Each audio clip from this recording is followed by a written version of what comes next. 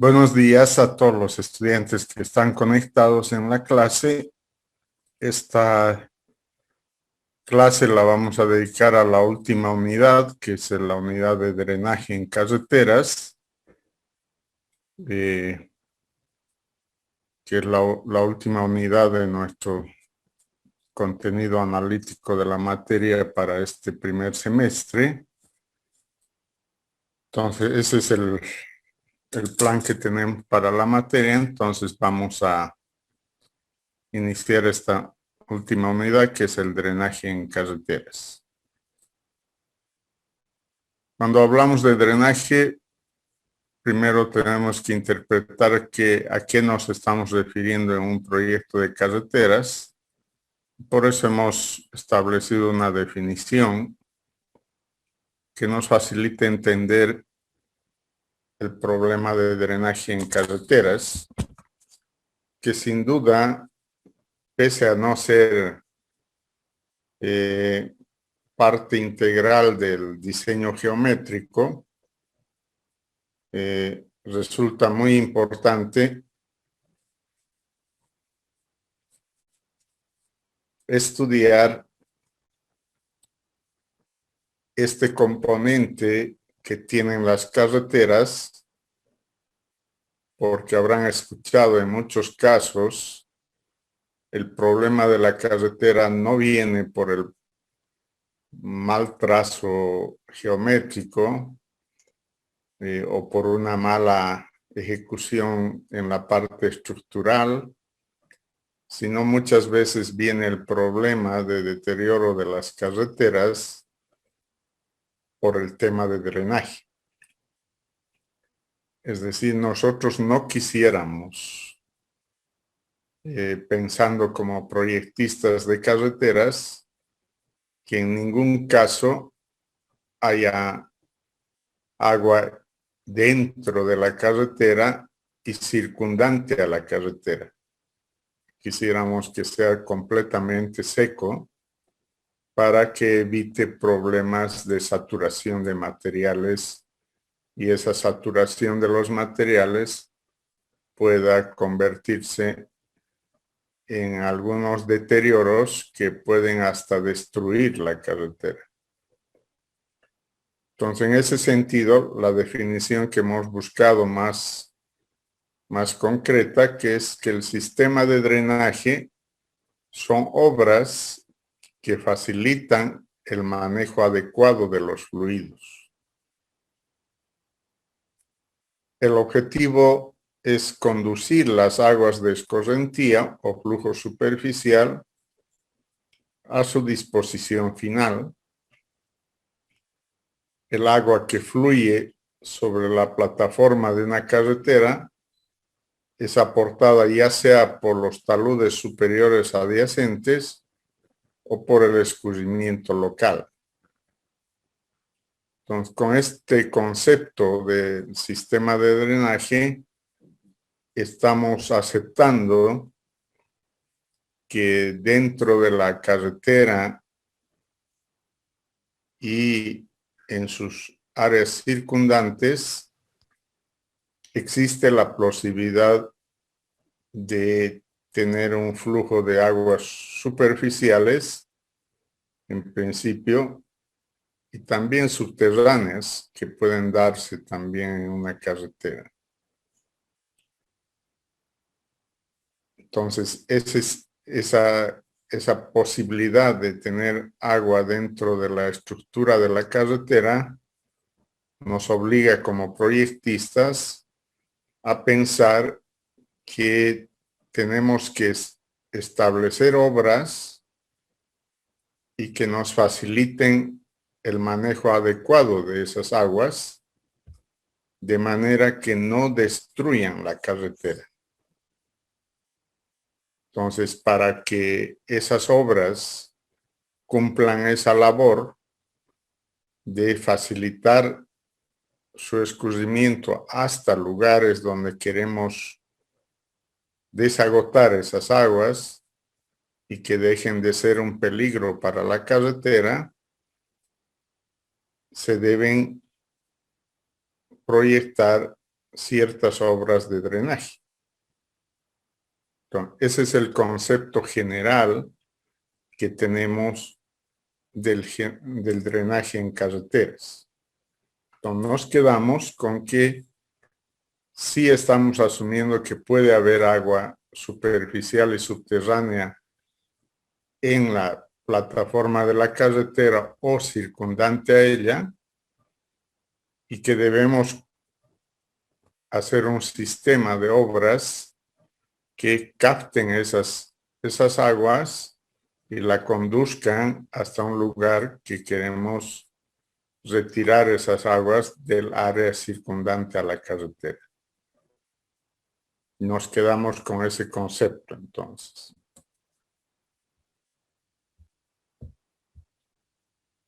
Este flujo debe ser encauzado de tal manera que no se produzca daños a la carretera ni se afecte su transitabilidad. En esta sección se detallan los distintos tipos de obras necesarios para captar y eliminar las aguas, asegurando así la estabilidad, durabilidad y transitabilidad de la carretera. Entonces, el objetivo de proyectar todas esas obras de drenaje en la carretera, ya sabiendo que puede existir agua, por un lado, queremos garantizar la transitabilidad, porque cuando el agua está destruyendo la plataforma de la carretera, la transitabilidad se puede cortar.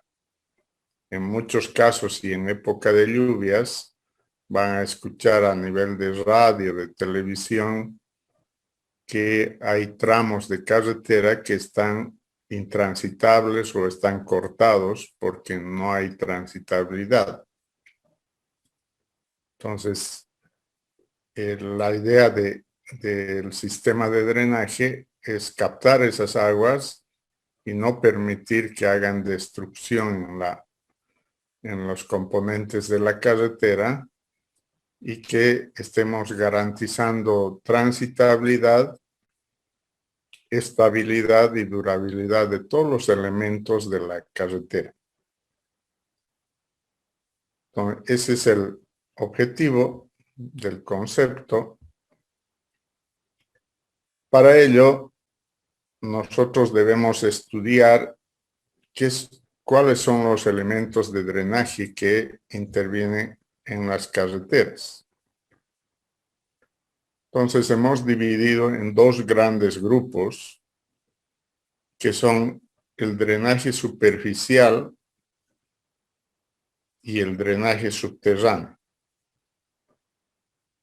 Conceptualmente, ¿qué es para nosotros el drenaje superficial?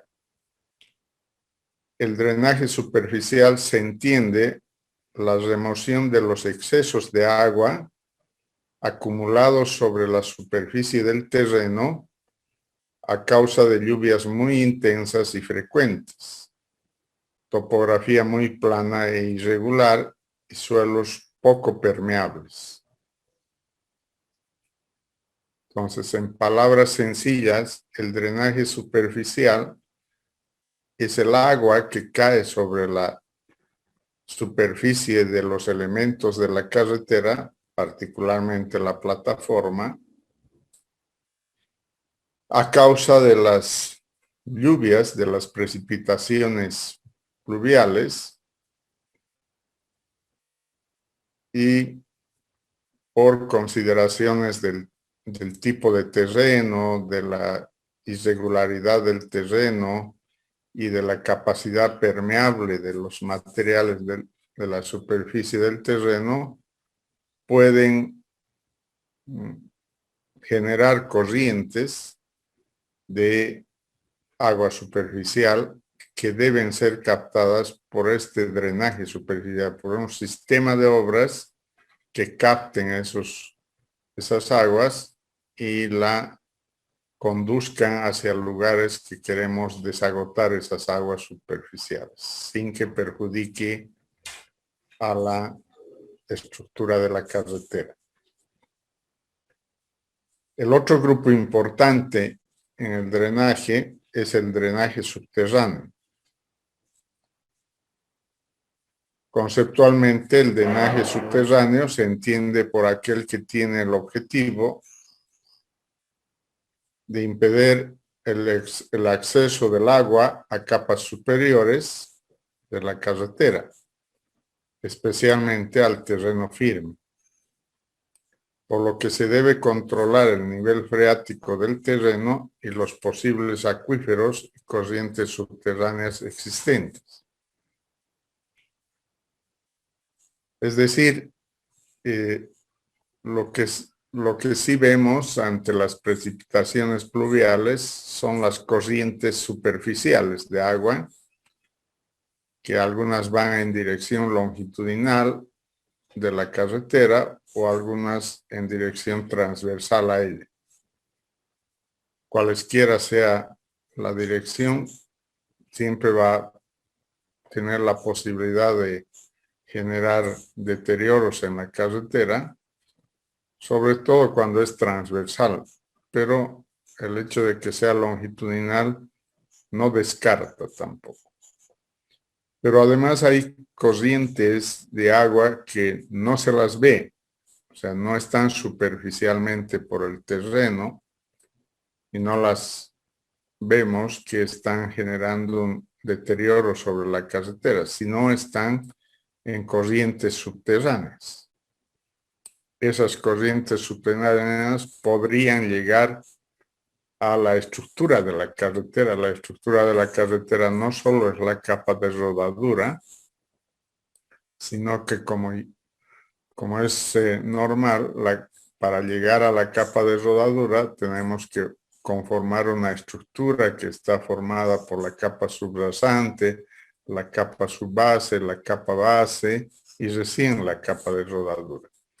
Entonces, esas corrientes subterráneas podrían llegar a alguno de esos niveles y generar una saturación, y esa saturación puede originar un cambio de volumen, y ese cambio de volumen se va a representar en un asentamiento.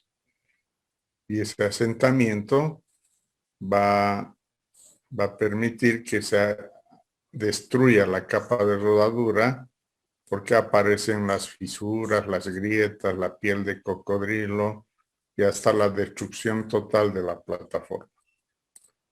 Entonces, al igual que el drenaje superficial, el drenaje subterráneo también debe ser considerado si es que se tiene la seguridad de que hay corrientes subterráneas a lo largo de la estructura de la carretera.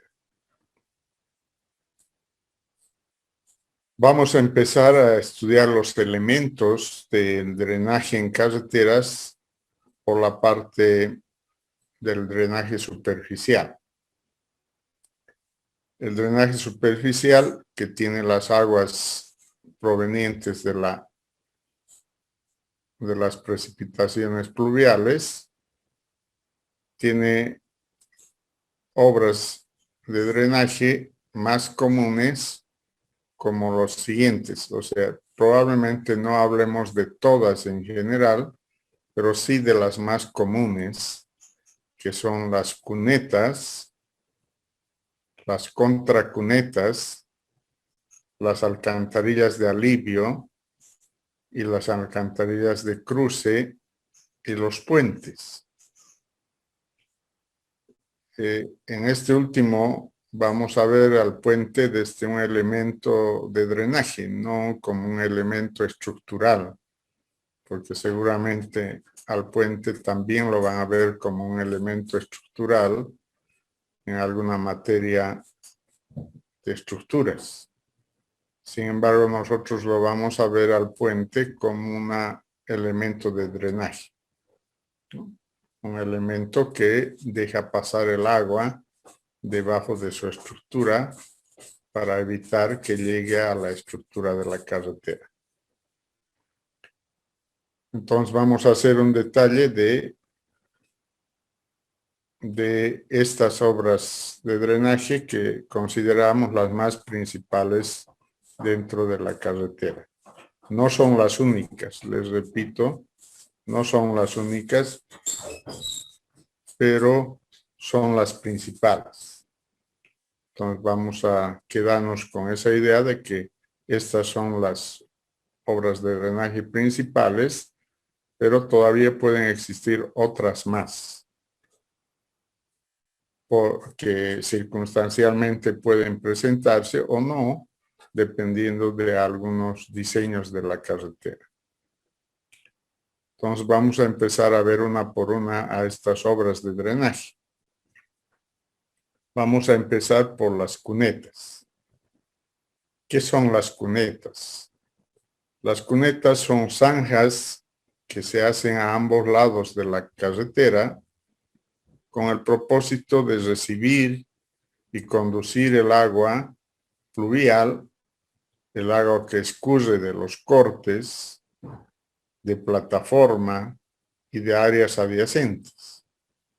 Cuando las cunetas pasan del corte al terraplén, se prolonga a lo largo del pie del terraplén, dejando una berma convencional para evitar que se sature el terraplén, lo cual pues, es causa de asentamientos. Entonces, conceptualmente las cunetas no son nada más que esas estructuras que van en paralelas al eje de la carretera a ambos lados de la calzada, que tienen el objetivo de captar las aguas que vienen de plataforma, de talud,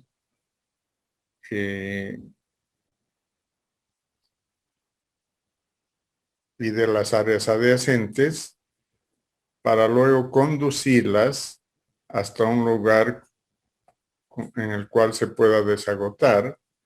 Normalmente las alcantarillas de alivio son esos elementos hasta donde van las cunetas y son colocadas sobre todo en estructuras en corte.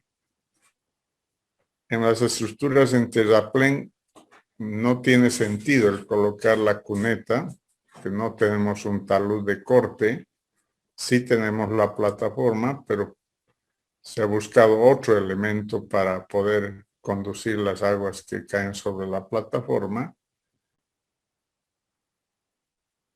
Pero las cunetas son las que captan esas aguas superficiales que deben ser conducidas hasta otro lugar.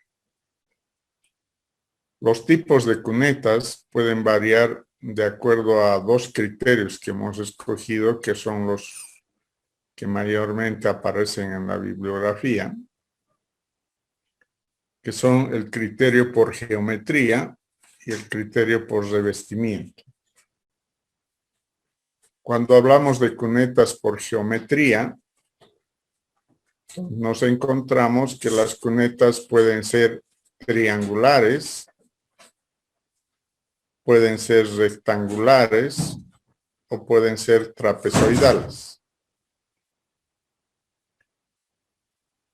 Si son triangulares, es decir, sus paredes de la cuneta son triangulares, pueden darse dos casos: de que las paredes son simétricas, es decir, tienen el mismo talud de simetría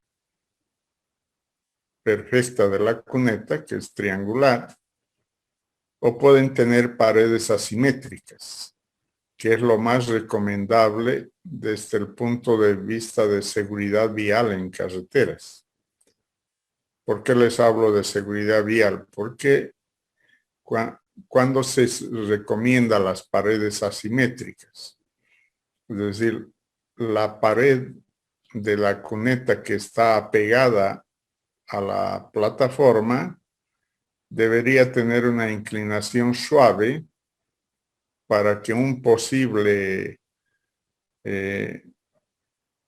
intento de accidente en un vehículo no entre bruscamente a la cuneta, sino su entrada sea suave, porque el talud va a ser más suave. En cambio, el talud que va al talud de corte, esa inclinación de la cuneta puede ser normal y puede ser un talud que coincida con el terreno. Entonces, esas son las cunetas de paredes asimétricas, las más recomendables desde el punto de vista de la seguridad vial.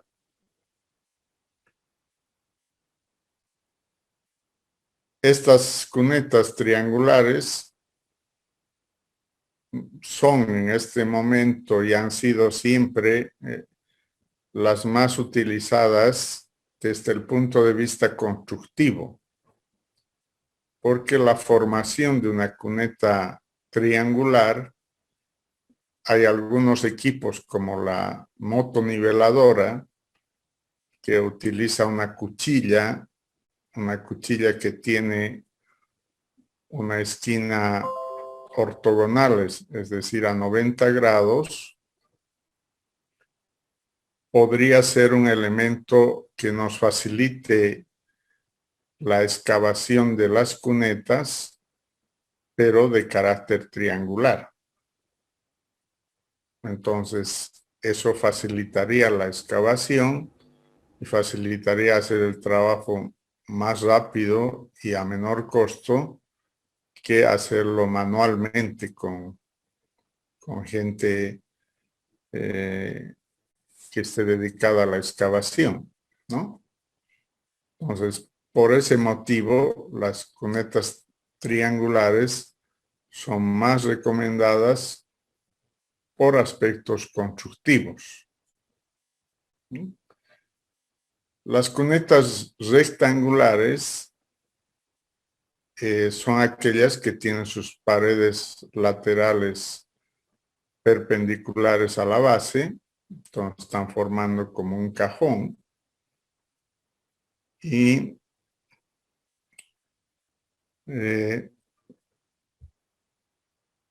también es posible usarlas constructivamente. Se ha visto que las cunetas rectangulares ahora se podría realizar porque hay equipos pesados que tienen un cucharón que fácilmente haría una excavación de una forma rectangular. Entonces, una retroexcavadora pequeña tiene un cucharón pequeño y podría tranquilamente hacer la excavación de una cuneta rectangular. Pero hidráulicamente la cuneta rectangular no es la más recomendable porque tampoco es la óptima en recibir el mejor caudal, como también lo es la triangular. No son las secciones óptimas para captar el mayor caudal.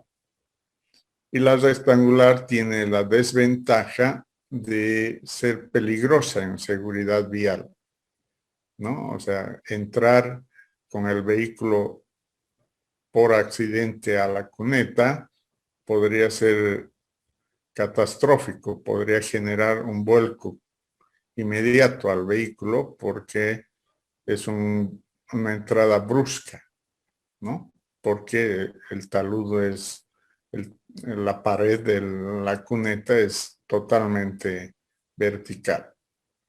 Entonces, no son las más recomendables, pero son una opción geométrica para la construcción de cunetas. Y finalmente tenemos desde la geometría a las cunetas trapezoidales, entonces, que están formadas por un trapecio que tiene una base inferior y una base superior y tienen las paredes inclinadas laterales. Esta forma geométrica de las cunetas trapezoidales se ha demostrado que hidráulicamente son las más óptimas, es decir, son las que más caudal pueden captar en una cuneta. Entonces, si consideramos que el parámetro principal es lo hidráulico, entonces lo correcto es optar por cunetas trapezoidales. Lamentablemente, las cunetas trapezoidales resultan un poco complejas de construcción por la forma que tienen, ¿no? Entonces, darle la forma exacta a la cuneta trapezoidal puede resultar un poco más, con un rendimiento más bajo que hacer la cuneta triangular o que hacer la cuneta rectangular. Sobre todo si hacemos el trabajo con equipo pesado, no hay una cuchara, una cuchilla de algún equipo que se utiliza en carreteras que nos pueda hacer la excavación de una forma trapezoidal. Entonces nos va a hacer una motoniveladora a las paredes inclinadas, pero la parte central tendrá que hacer una retroexcavadora para formar recién la sección trapezoidal. Entonces puede ser más complejo su construcción, pero hidráulicamente es la mejor sección. Entonces, si el proyectista se inclina por el aspecto hidráulico, debería elegir cunetas trapezoidales. Si el proyectista se inclina por la parte constructiva, la facilidad de construcción de las cunetas deben ser triangulares. Entonces, esas son nuestras opciones por geometría. Aparte de la geometría, también es importante si las cunetas son revestidas o no revestidas. En este cuadro les voy a mostrar algunas formas de las cunetas que hemos hablado ya. Por ejemplo, la cuneta triangular, esta es la cuneta triangular de paredes similares. Con la inclinación de sus paredes es exactamente simétrica y es un triángulo. La cuneta es un triángulo. Pero hay paredes no simétricas y les decía, la que está pegada a la plataforma de la carretera podría ser con una inclinación más suave que el apegada al corte. Entonces, estas son las cunetas triangulares de paredes desiguales, ¿no? Esto por seguridad vial es la más recomendable, este tipo de cunetas. Y desde el punto de vista hidráulico, están recomendadas estas otras cunetas que son las trapezoidales, que tienen dos paredes inclinadas y tienen una base y tienen una solera mayor, que también pueden ser asimétricas, no simétricas, con una pared diferente a la otra, aunque este tipo de cunetas no es muy usual en nuestro país por lo que representa el área que habría que considerar para hacer la cuneta, que es otra parte del movimiento de tierras, ¿no? Entonces, estas son algunas de las formas geométricas de las cunetas. Acá podemos ver ya distintas cunetas, pero en base a la segunda clasificación. Les decía que por revestimiento se pueden considerar a las cunetas como cunetas no revestidas y como cunetas revestidas. ¿Qué es el revestimiento? Es la capa superior de la cuneta que tiene un material no drenante que impermeabiliza más bien a la cuneta y que no deja que el caudal que viene por la cuneta se introduzca por permeabilidad hacia capas inferiores que podrían perjudicar a la carretera. Entonces, lo ideal es que las cunetas sean revestidas. Entonces, la diferencia entre las no revestidas y las revestidas son que las revestidas son con una capa superior de revestimiento y las no revestidas son de tierra, ¿no? Entonces, acá en estas fotografías podemos ver que aquí hay una cuneta que se está formando por una motoniveladora, se le está dando la forma. Cada vez que pasa la época de lluvia tenemos que hacer este trabajo porque normalmente en la época de lluvia se pierde la sección de la cuneta. Entonces nuevamente hay que darle la forma de la cuneta y dejar que esa forma de la cuneta se mantenga para cuando hay escurrimiento superficial. Pero es sobre la estructura de tierra, o ripio, o como esté, pero no revestida. Y en la figura de la derecha, lo que vemos sí es una cuneta revestida. No solo se ve, esta es una cuneta a pie de terraplén. Ya les decía en algún momento que en terraplén la cuneta no la ponemos aquí arriba porque no tiene sentido. No va a captar ningún agua porque no hay talud. En cambio, en este otro sentido, para que no perjudique y pueda ser una estructura que pueda conducir el agua hacia alguna alcantarilla, está construida la cuneta, pero en este caso revestida. Ese tipo de revestimiento puede ser un hormigón prefabricado, un hormigón normal, pero no hormigón armado, sino un hormigón simple. Puede ser un hormigón ciclópeo para armar toda la estructura de las cunetas.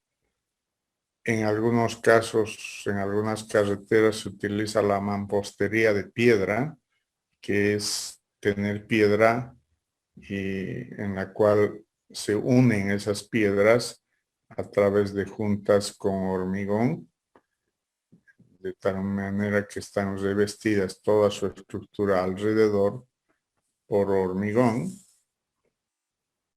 un mortero de hormigón, y esa es una mampostería de piedra. Entonces hay varias posibilidades de revestimiento que son usadas en nuestro país, o sea, no es una regla general que sean de hormigón, no es una regla general que sean de hormigón y que ya sean estructuras prefabricadas. Entonces hay varias alternativas de revestimiento, pero en todas ellas el común denominador es que el revestimiento permita que no se vaya el agua hacia niveles inferiores por infiltración, ¿no? Sino que se queden en la sección de la cuneta y sean transportadas hasta un lugar donde se desagote todo el caudal. Entonces, ese es una segunda clasificación del revestimiento. Las no revestidas van a ser de tierra o ripio y las revestidas podrán ser de hormigón simple de hormigón ciclópeo o de mampostería de piedra. Todas tienen el mismo criterio de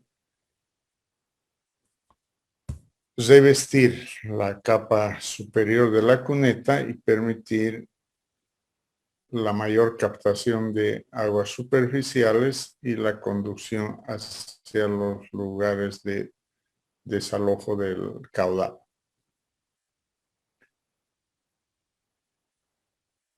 Vamos a empezar a cómo se diseñan estos elementos, que son las cunetas. La cuneta es una estructura de drenaje que puede ser, ya hemos visto, puede ser por geometría triangular, rectangular o trapezoidal, y desde el punto de revestimiento puede ser revestida y no revestida. Esa sección de la cuneta tiene que llevar un caudal que se pueda captar. Entonces, para el caudal utilizamos la ecuación racional, que es C por I por A, donde C es el coeficiente de escorrentía, I es la intensidad de precipitación y A es el área de aporte. Entonces, para determinar este caudal, necesitamos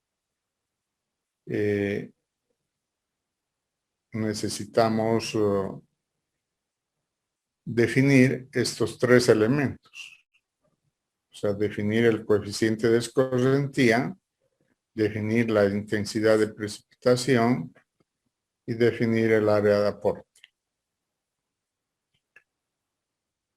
¿Cómo determinamos el coeficiente de escorrentía?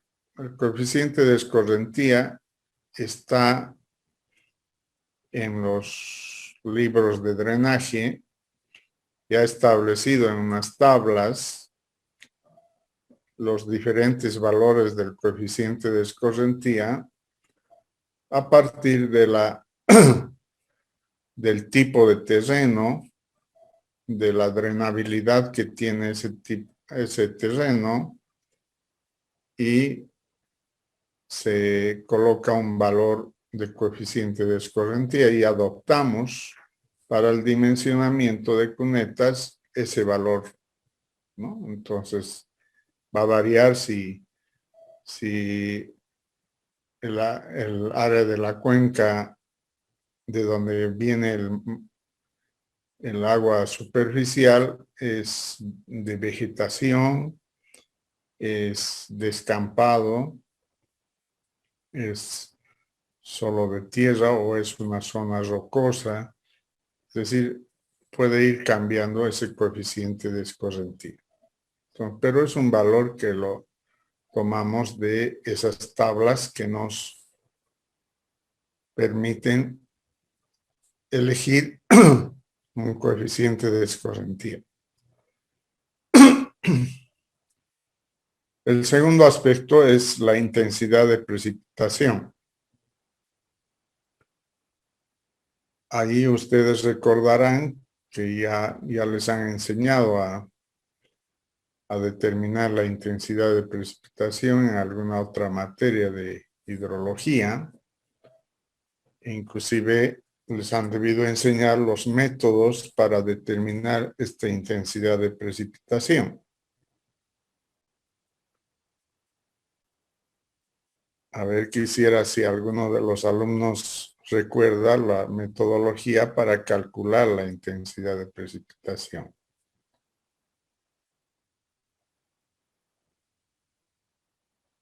¿Algunos recuerdan qué métodos les han enseñado en hidrología? Existen varios métodos para determinar la intensidad de precipitación, pero por lo que está establecido en la mayoría de la bibliografía en nuestro país, el más utilizado es el método Gumbel, ¿no? que nos permite determinar la intensidad de precipitación. Entonces, el método Gumbel estoy seguro que les han enseñado en la materia de hidrología, y por el momento sería ese el método que tengan que usar para calcular esta intensidad de precipitación, que necesitamos por unidad de tiempo, o sea, cuántos milímetros de precipitación tenemos por hora, por día, por un número determinado de horas que creemos se presenta la precipitación máxima diaria. En cunetas normalmente se utiliza de 2 horas o menos, mientras menor sea, va a ser mayor el caudal y mayor la sección.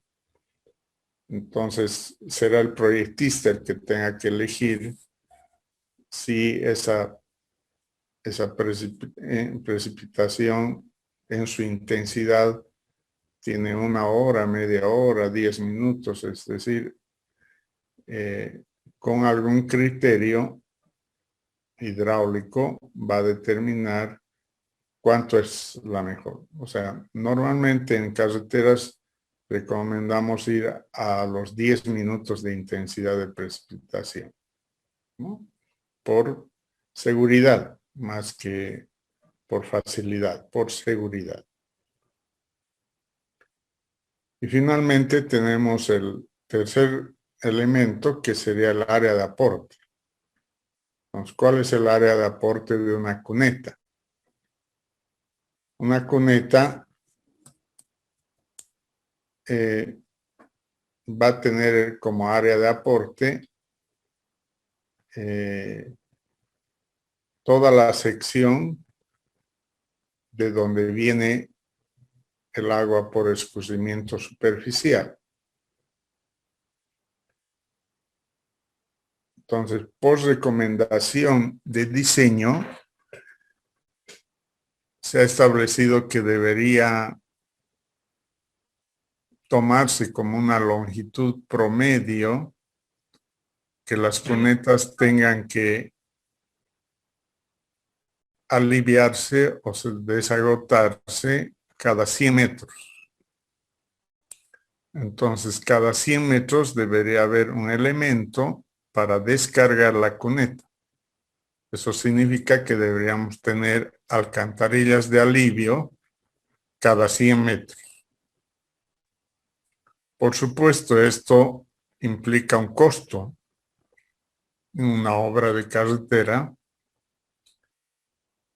y en nuestro país no tenemos la costumbre y tratamos de aliviar los costos de las carreteras, y casi en ninguna de ellas hemos puesto cunetas cada 100 metros o alcantarillas de alivio cada 100 metros para aliviar a las cunetas. Entonces se pone cada 200, cada 400, cada 500 las alcantarillas de alivio, y de esa manera tratamos de rebajar los costos económicos. Pero sí se mantiene que la recomendación es que las alcantarillas de alivio sean cada 100 metros.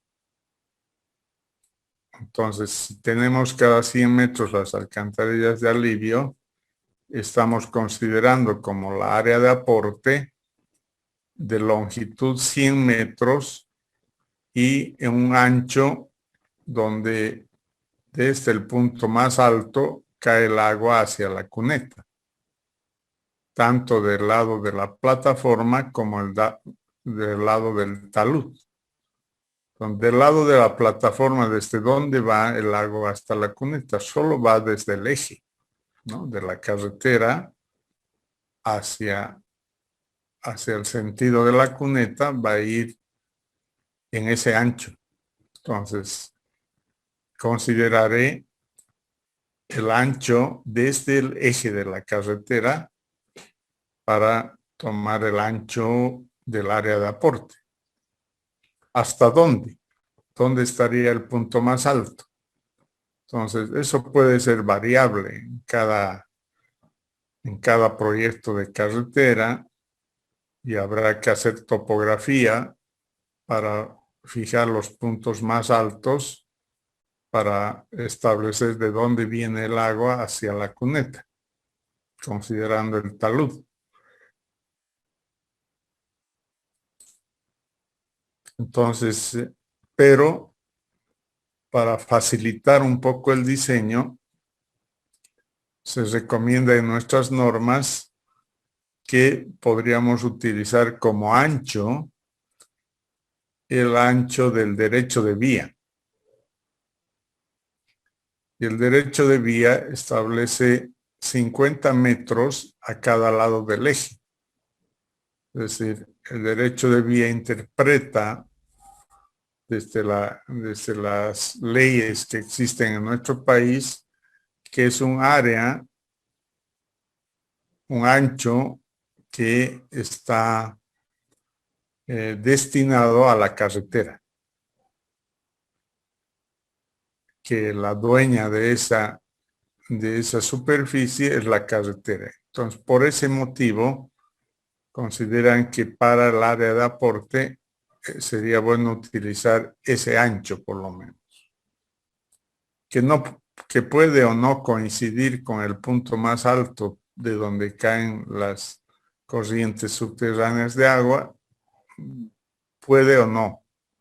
Puede ser que el punto más alto esté antes de esos 50 metros o puede estar después, ¿no? Si está antes, estamos diseñando favorablemente. Si está después, es que estamos diseñando la cuneta con área inferior y eso puede ser perjudicial, ¿no? Pero para fines de diseño, muchos de los proyectos utilizan como ancho efectivo los 50 metros de derecho de vía. Entonces, si tenemos el largo que recomiendan 100 y el ancho que es los 50 metros, estamos hablando de un área de aporte de determinados metros cuadrados para cada cuneta. Ahora, eso va a variar en función a si varía esa longitud, que está en función a la posición de las alcantarillas de alivio, y el ancho está en función si es que vamos a hacer topografía real y vamos a obtener la distancia de los puntos más altos. Entonces, desde ese punto de vista, se obtienen los valores para calcular este caudal, ¿no? Este caudal que tendrían las cunetas. Entonces, el coeficiente de escorrentía es un dato, la intensidad de precipitación a partir de la precipitación máxima diaria en época de lluvias, podemos calcular con el método Gumbel y nos va a dar la intensidad de precipitación.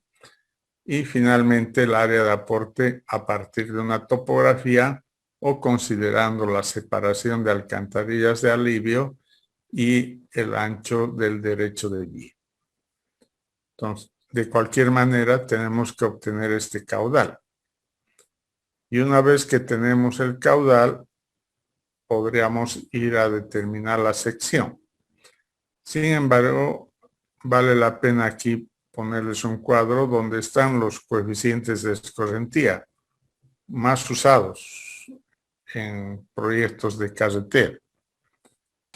Estos valores, como les decía, tienen que ver con las características de la superficie. O sea, si es asfáltico, si es de concreto la plataforma, si son zonas verdes, es decir, áreas cultivables, de condiciones pobres, de condiciones promedio y de condiciones buenas de cubierta vegetal, de áreas no desarrolladas o áreas de cultivo. Entonces, son diferentes valores de coeficientes de escorrentía, los valores C. Y además tiene que ver con el periodo de retorno. Ya les decía, nosotros en alcantarillas de alivio o en cunetas utilizamos 10 minutos. Aquí está en periodos de retorno, 10 minutos en tiempo de concentración. En periodos de retorno, 50 años, creo que es suficiente para cunetas. Ya para alcantarillas podríamos llegar hasta 100 años de retorno. Entonces, son criterios del proyectista desde el punto de vista hidráulico. Una vez que tenemos, o sea, el dimensionamiento, la intensidad de precipitación, ya les decía, les enseñan a ustedes en hidrología el método Gumbel. No es el único método.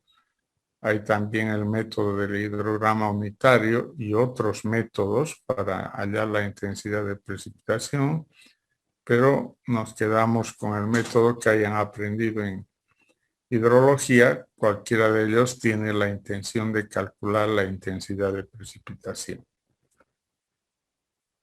Y en el área de aporte, les decía, es el ancho por la longitud. Entonces, el ancho tiene que ver con el derecho de vía. El derecho de vía, y ese derecho de vía, según la ley que está vigente en nuestro país, es 50 metros a cada lado del eje, ¿no? O sea, es 100 metros el derecho de vía. Entonces, 100 metros en total. Entonces, pensando en cada una de las cunetas, vamos a pensar que el derecho de vía tiene un ancho, para facilitarnos, de 50 metros. Si no, tendríamos que hacer la topografía y obtener los puntos más altos de donde caen las aguas de precipitación hasta esta cuneta. Y la longitud de la cuneta tiene que ver con la separación de estas alcantarillas de alivio. Aquí dibujamos dos alcantarillas de alivio que nos recomiendan que esas alcantarillas de alivio estén cada 100 metros. Entonces, por un lado nos recomiendan los 100 metros de longitud y de ancho nos están recomendando, como para tomar en el área de aporte, los 50 metros de derecho de vía. Entonces, con eso sí podríamos hacer un recálculo del área de aporte para la cuneta. Y luego tenemos que, una vez determinado el caudal, tenemos que ir a la ecuación de Manning, que ya la conocen.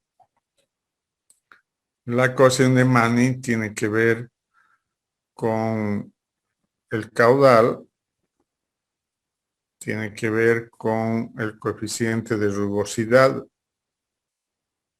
de la estructura, en este caso de la cuneta. Si es revestida, será el revestimiento, si tendrá la rugosidad del revestimiento, y en caso de que no sea revestida, será la rugosidad de la tierra o el ripio con el que esté formado la cuneta. Luego, el área de la sección de la cuneta, el radio hidráulico y la pendiente de la cuneta. Entonces, el coeficiente de rugosidad, el caudal es un valor conocido, porque lo hemos determinado de esta sección. en esta fórmula lo que vamos a determinar es el caudal. Entonces, consideramos que el caudal de la cuneta sí es conocido. Entonces, en esta ecuación el caudal es conocido. El coeficiente de rugosidad también es obtenido de tablas de acuerdo al tipo de material que es la cuneta. Entonces, es un valor conocido. El radio hidráulico es una relación del área sobre el perímetro. El área será desconocido, pero el perímetro sí lo podríamos conocer. Y la pendiente de la cuneta, que es normalmente la pendiente de la cuneta, es la pendiente de la carretera.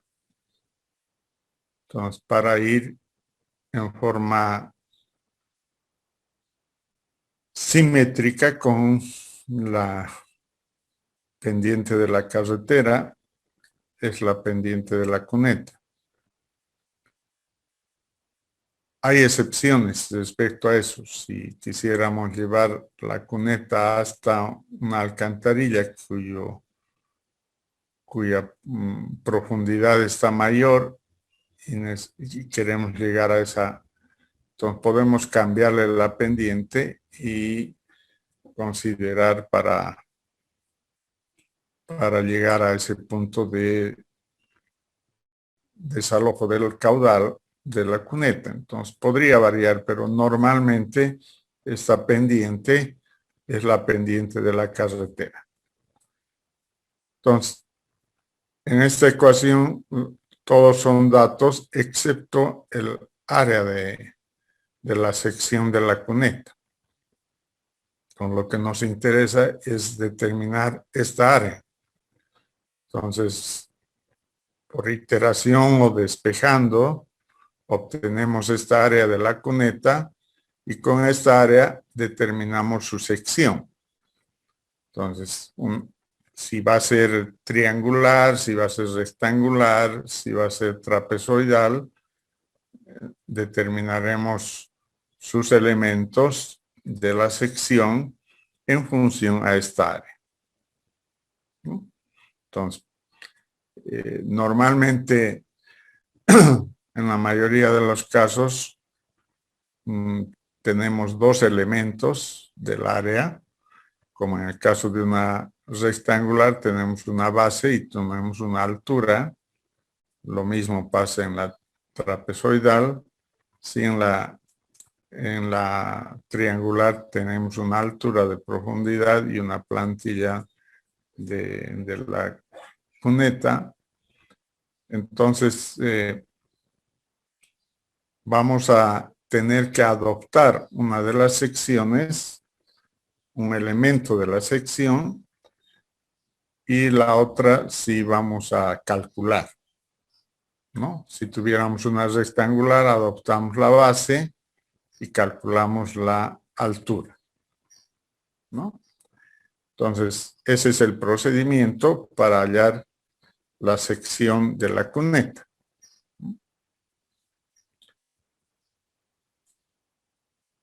Hasta ahí serían las cunetas, que son los primeros elementos de drenaje.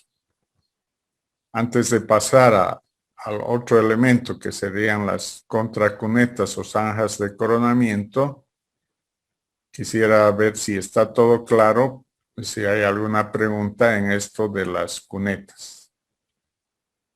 A ver, ustedes han debido circular por carreteras y han visto a las cunetas. Cuando existe cunetas revestidas, se las ve a simple vista, las cunetas revestidas.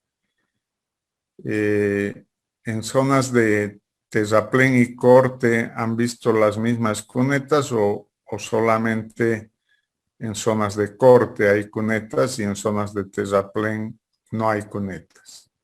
¿Qué elemento habría en zonas de terraplén? ¿Alguno me puede contestar?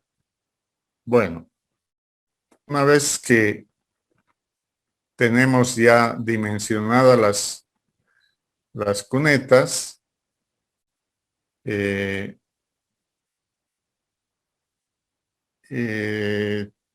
esas cunetas, esa sección de cuneta ya dimensionada, sea cual sea la forma geométrica, entonces tenemos que llevar esa forma geométrica a la sección transversal. Entonces, lo que nos faltaba de la sección transversal, en la que ya habíamos hablado cómo va a ser la sección transversal para el cálculo de volúmenes, nos faltaba determinar la sección de la cuneta. Entonces, con esto ya tenemos cómo determinar la sección de la cuneta y una vez determinada la sección de la cuneta, ponemos esas dimensiones a la sección transversal y ya podemos calcular el movimiento de tierras. Entonces, para el proyecto, con estas dimensiones de la sección de la cuneta, tendríamos todos los elementos para terminar nuestro proyecto. Entonces, ya podemos dimensionar la sección de la cuneta y hacer el cálculo del movimiento de tierras, y con eso concluye nuestro diseño geométrico de la carretera. Entonces, hasta ahí es lo más importante. Ahora vamos a ver otro elemento de drenaje que vienen a ser las contracunetas o las alcantarillas o las zanjas de coronación. Por definición, las contracunetas o zanjas de coronación son las excavaciones que se hacen en el terreno natural, en la parte alta de los taludes de corte, con el fin de interceptar y encauzar el agua de lluvia superficial que escurre en la ladera abajo desde mayores alturas, con la función de evitar la erosión de los taludes y la colmatación de las cunetas y la afectación de la plataforma por el agua y material de arrastre.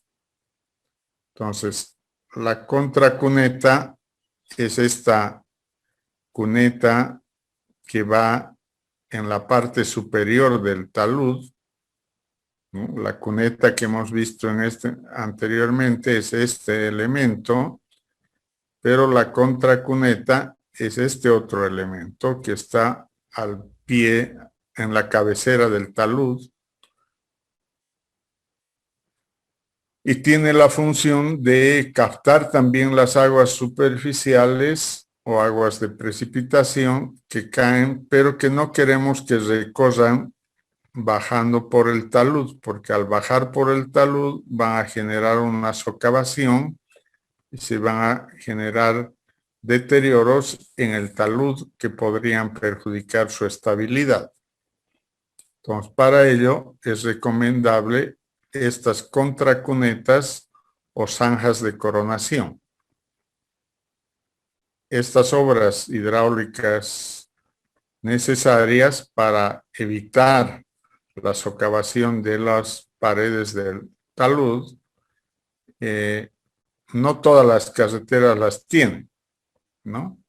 Pero las carreteras principales tienen inclusive las zanjas de coronación o contracunetas de revestidas. En algunos casos los taludes son bastante altos y dan lugar a varias banquetas, ¿no? Y entonces esas banquetas, que son unos taludes intermedios a lo largo del talud principal, también generan que haya una caída de agua y que hay que captar. Entonces aparece una cuneta de banqueta, ¿no? Entonces, las cunetas de banqueta tienen una misma función que la contracuneta o la zanja de coronación, aunque al final también va a tener una contracuneta, pero estas son contracunetas intermedias. ¿Cómo se calculan las contracunetas? Por geometría también pueden ser rectangulares o trapezoidales. Ya no utilizamos las rectangulares porque estos elementos, como están a una altura con respecto a la plataforma de la carretera, normalmente se hacen a mano, no con equipo pesado, salvo que tengamos la posibilidad de poner al equipo pesado a esas alturas y poder hacer los trabajos. Por ese motivo, descartamos la posibilidad de las triangulares que se harían con la cuchilla de la motoniveladora. Y dejamos las rectangulares y las trapezoidales, que sí podríamos lograr subir un equipo pesado que sea bastante liviano, como una retroexcavadora pequeña, ¿no? Entonces, por eso, la geometría que más se usa en contracunetas o zanjas de coronamiento son las rectangulares o trapezoidales. Y de ellas, la que más se usa son las rectangulares. Entonces, pueden ser revestidas o no, siendo rectangulares o trapezoidales, dependerá de cada proyecto y de la capacidad económica del proyecto. Si tiene una buena capacidad económica el proyecto, seguro que las zanjas de coronación o contracunetas van a ser revestidas. Caso contrario, solo van a ser zanjas de coronación o contracunetas no revestidas. Para el dimensionamiento de las contracunetas utilizamos un procedimiento muy similar al de las cunetas, donde va a variar algunos elementos, pero no todos. En el caso de tenemos que determinar el caudal de la misma forma utilizando la ecuación racional, C por I por A, donde C va a ser el coeficiente de escorrentía y la intensidad de precipitación, y A es el área de aporte.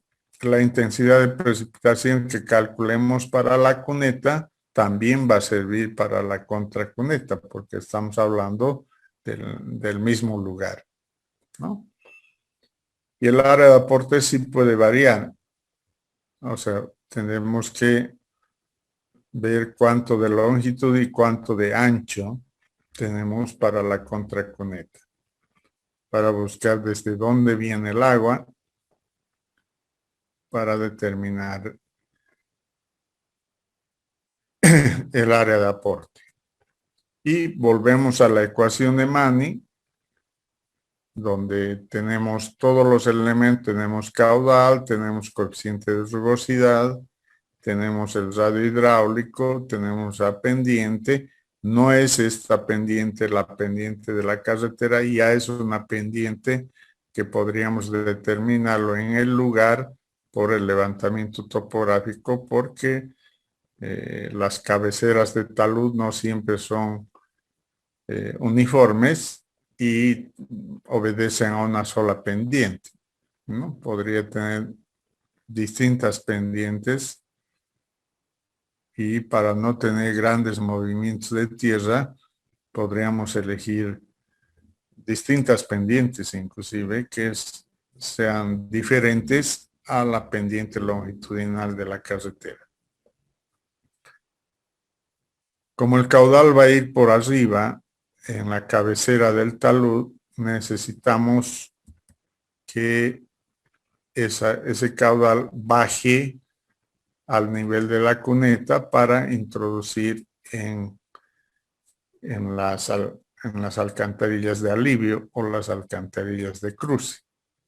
Entonces, juntamente con las contracunetas, se dimensionan las bajantes, que son unos canales similares a la sección de la contracuneta que bajan hasta el nivel de la cuneta. Esas bajantes, la particularidad que tienen, porque tienen que bajar en pendiente del talud, pueden ser muy fuertes las pendientes y puede generar una socavación en el material. Entonces, para evitar eso, lo que se hace es unos elementos que reduzcan la energía de caída del agua, y para ello normalmente se utilizan distintos niveles, o sea, como una gradería, digamos, que vaya bajando. No es solamente una pendiente de bajada, sino hacemos una pendiente, un descanso, una pendiente, un descanso, una pendiente, un descanso. De esa manera disminuimos la energía de bajar el agua de la contracuneta hacia la cuneta por una bajante, ¿no? Entonces es otro elemento. Y con esto tendríamos también dimensionadas las contracunetas. No quiero que en su proyecto haga un dimensionamiento de contracunetas porque no tenemos particularmente la topografía para esas contracunetas. Entonces podría ser equivocado el dimensionamiento. Por eso vamos a dejar sin dimensionamiento las contracunetas, pero sí nos acordaremos que son elementos importantes también en el drenaje en carreteras. Un tercer elemento son las alcantarillas de alivio. Las alcantarillas de alivio son los elementos que nos sirven para captar las aguas de las cunetas y contracunetas y llevarlas al otro extremo de la plataforma de la carretera y desagotarlas. Entonces, las alcantarillas de alivio, por concepto, son estructuras de drenaje que tienen el objetivo de la evacuación de las aguas provenientes de las cunetas. Generalmente es un conducto que cruza por debajo de la vía y por lo tanto su sección geométrica es circular. Entonces lo que tenemos son las cunetas. Las cunetas van a transportar un caudal y ese caudal en algún momento tiene que desagotarse hasta salir de la estructura de la carretera. Entonces normalmente captamos en la zona de corte y transportamos al otro extremo para desagotar, para que vaya aguas abajo el caudal del agua superficial. Entonces es la forma común de llevar. Ahora, estas alcantarillas de alivio se recomienda, como dijimos antes, cada 100 metros. Sin embargo, en nuestro país, cada 100 metros ha resultado muy costoso y por lo tanto, esa recomendación de cada 100 metros, cada proyectista en un determinado proyecto de carretera puede optar por otras distancias que pueden variar cada 200, cada 300, cada 400, cada 500 e inclusive algunos cada kilómetro. Pero cuanto más grandes sean estos, el caudal que lleve la cuneta sería muy grande y podría pedir mucha sección. Y lo mismo, la alcantarilla de alivio tendría que ser una sección hidráulica más grande. Entonces, por ello es la recomendación de los 100 metros, ¿no? Entonces, las cunetas para meter el caudal a las alcantarillas de alivio deben tener un cajón, que es una cámara, donde cae el caudal de la cuneta y tiene que salir por la tubería, por la alcantarilla de alivio.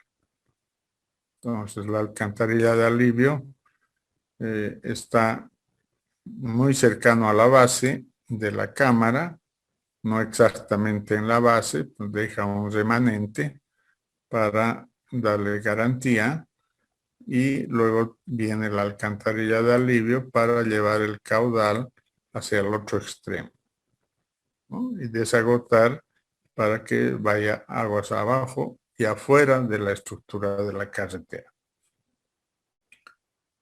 Entonces, las alcantarillas de alivio hay que diseñarlas. ¿Cómo diseñamos? Primero tenemos que ver los elementos de la alcantarilla de alivio. Entonces, la alcantarilla de alivio tiene una cámara de entrada, un cuerpo de la alcantarilla y un alero de salida. Entonces, la cámara de entrada es una cámara normal que puede ser de hormigón o puede ser de hormigón ciclópeo o mampostería de piedra. Cualquiera sea ella, tiene que tener las paredes revestidas, tiene que tener una salida por donde va el tubo de la alcantarilla de alivio, y puede tener tapa o no tener tapa. En la mayoría de los casos ahora se hacen con tapa para evitar que material que venga de los taludes se ensucie en la cámara y pueda después perjudicar la salida del agua hacia la alcantarilla de alivio. Entonces, se recomienda colocar una tapa de hormigón armado. Y a la salida tenemos que puede haber aleros de salida. Cuando no hay aleros de salida, en algunos casos no los hay. Entonces, la recomendación que la salida de la alcantarilla de alivio puede tener una alta socavación, y para evitar la socavación colocamos material granular a la salida. En algunos casos se hace un revestimiento especial de esta zona con hormigón ciclópeo o con hormigón simple, y para evitar esa socavación. Si no, por lo menos habrá un empedrado con material más grueso que también evitará la socavación, y ya después llevará el agua hacia lugares de aguas abajo, ¿no? Entonces, una alcantarilla de alivio tiene una cámara de entrada, tiene un cuerpo que es el tubo y tiene el alero de salida. Para el área, la localización de las alcantarillas de alivio son en diferentes puntos a lo largo del trazado longitudinal de la carretera, aunque las normas recomiendan cierta distancia entre las alcantarillas de alivio, cerca de 100 metros. En nuestro país se localizan a distancias mayores, sobre todo por el costo económico, más o menos de 400 a 1000 metros de separación longitudinal. Entonces, dependerá entonces esta separación de alcantarillas de alivio, y para el ancho vamos a utilizar, si no tenemos otra información, el derecho de vía que tenemos para una carretera. En el dimensionamiento de las alcantarillas de alivio, el caudal es conocido porque proviene de las cunetas y contracunetas. Entonces, si en las cunetas hemos determinado el caudal y en las contracunetas lo propio, entonces ya conocemos el caudal para las alcantarillas de alivio. Entonces el procedimiento solo queda en ir a la ecuación de Manning. Ya tenemos el caudal conocido. Tendremos un coeficiente de rugosidad ahora por las características del tubo de la alcantarilla de alivio. El área o sección de la alcantarilla, que es lo que estamos queriendo determinar. El radio hidráulico, dependiendo de si el caudal va a ser a tubo lleno, a medio tubo o al 75% del tubo. Y la pendiente de la alcantarilla, que no va a ser la pendiente de la carretera, sino esta es una pendiente transversal que recomiendan sea autolimpiante. Entonces, para que sea autolimpiante, o sea, serían por lo menos 2%. Entonces, ya teniendo todo, lo único que nos queda es determinar el área de la alcantarilla de alivio. Si esta área va a ser circular, entonces estará en función al diámetro y obtendremos el diámetro del tubo de la alcantarilla de alivio. Hay varias alcantarillas de alivio, pero normalmente las que se utilizan en nuestro país son las alcantarillas de alivio de tubo de cemento o las alcantarillas de alivio de tubo de acero corrugado, que son las que más se usan como alcantarillas de alivio, ¿no? No son de secciones muy grandes, normalmente las variaciones son desde 0,80 de diámetro hasta 1,50, no más para una alcantarilla de alivio, ¿no? Entonces, esas son con eso ya tendríamos 3 elementos del drenaje: las cunetas, las contracunetas y las alcantarillas de alivio. Hasta ahí vamos a avanzar hoy. Nos faltan todavía las alcantarillas de cruce y algunas consideraciones de los puentes para terminar esta parte de drenaje, que es una parte importante del diseño geométrico de las carreteras. Con eso vamos a terminar esta clase y vamos a volvernos a encontrar el próximo miércoles con ustedes. Hasta luego a todos.